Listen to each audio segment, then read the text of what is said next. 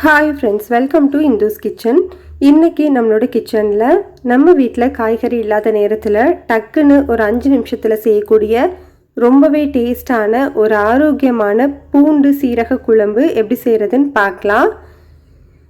இதை பார்க்குறதுக்கு முன்னாடி இந்துஸ் கிச்சனை சப்ஸ்கிரைப் பண்ணாதவங்க சப்ஸ்கிரைப் பண்ணிக்கோங்க. கூடவே பெல் பட்டனையும் கிளிக் பண்ணிவிட்டு ஆளுங்கிற பட்டனையும் கிளிக் பண்ணிக்கோங்க. இந்த குழம்பு செய்கிறதுக்கு ஃபர்ஸ்ட் ஒரு சின்ன பேனில் 1 டீஸ்பூன் அளவு எண்ணெய் சூடுபடுத்திக்கலாம். எண்ணெய் சூடானதுக்கப்புறமா இதில் 1 டீஸ்பூன் கடலைப்பருப்பு, 3/4 டீஸ்பூன் மிளகு, 1/8 டீஸ்பூன் வெந்தயம் சேர்த்துக்கலாம். ஸ்டவ்வை லோ ஹீட்டில் வச்சுட்டு இதை ஒரு 1 நிமிஷத்துக்கு வறுத்து விட்டுக்கோங்க. இது கொஞ்சம் வறுபட்டதுக்கு அப்புறமா இதில் 1 டீஸ்பூன் அளவு சீரகம் சேர்த்துக்கலாம். இந்த குழம்புக்கு சீரகத்தோட ஃப்ளேவர் கொஞ்சம் அதிகமாக இருக்கணும். இது கூடவே 2 சின்ன பல்லு பூண்டு, கொஞ்சமாக கருவேப்பிலை சேர்த்துக்கலாம். ஸ்டவ்வை லோ ஹீட்டில் வச்சுட்டு இந்த சீரகம் நல்லா பொன்னிறமாக வர வரைக்கும் வறுத்து விட்டுக்கோங்க. சீரகம் கரிஞ்சிடக்கூடாது. அப்படி கரிஞ்சிருச்சு அப்படின்னா குழம்பு மொத்தமுமே நம்மளுக்கு கசப்பாக இருக்கும். அதனால் சீரகம் வறுக்கும்போது ஸ்டவ்வை லோ ஹீட்டில் வச்சு வறுத்துக்கோங்க. இந்த அளவுக்கு நல்லா பொன்னிறமாக வறுத்ததுக்கப்புறமா இதை ஒரு பிளேட்டில் கொட்டி ஆற வச்சுக்கலாம். ஆறினதுக்கப்புறமா இதை ஒரு மிக்சி ஜாரில் சேர்த்து நல்லா ஸ்மூத்தான பவுடராக அரைச்சி வச்சுக்கோங்க. இப்போ ஒரு கடாயில் 2 டேபிள் ஸ்பூன் அளவு நல்லெண்ணெய் சேர்த்து சூடுபடுத்திக்கலாம்.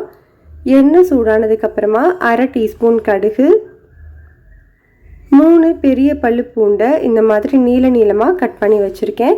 உங்ககிட்ட கொஞ்சம் சின்னதாக இருந்தது அப்படின்னா ஒரு 8 பூண்டு பல் சேர்த்துக்கோங்க. ஸ்டவ்வை லோ ஹீட்டில் வச்சுட்டு இந்த பூண்டை ஒரு 1 நிமிஷத்துக்கு நல்லா வதக்கி விட்டுக்கோங்க. நல்லெண்ணெயில் இந்த பூண்டு வதங்கும் போது நல்ல ஃப்ளேவர் கிடைக்கும்.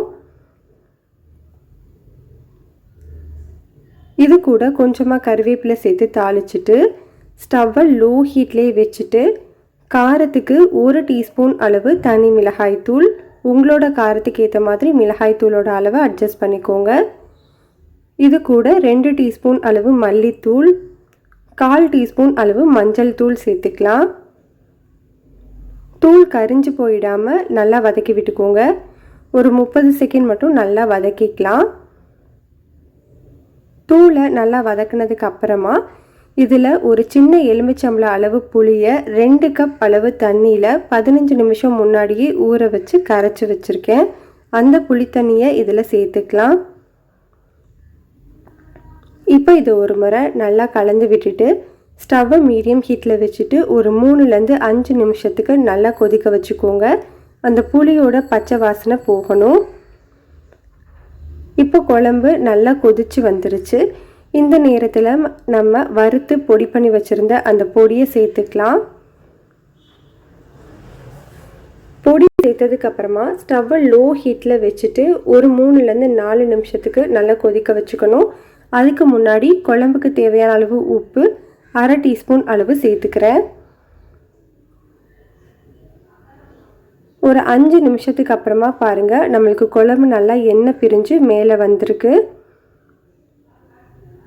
அவ்வளோதான், நம்மளுக்கு சூப்பரான பூண்டு சீரக குழம்பு ரெடி ஆயிடுச்சு. கண்டிப்பாக இந்த சிம்பிளான இந்த டேஸ்டியான குழம்பு ட்ரை பண்ணி பாருங்கள். ரெசிபி உங்களுக்கு பிடிச்சிருந்ததுன்னா லைக் பண்ணுங்கள், ஷேர் பண்ணுங்கள், கமெண்ட் பண்ணுங்கள். மறக்காமல் இந்துஸ் கிச்சனை சப்ஸ்கிரைப் பண்ணிக்கோங்க. கூடவே பெல் பட்டனையும் கிளிக் பண்ணிவிட்டு ஆளுங்கிற பட்டனையும் கிளிக் பண்ணிக்கோங்க.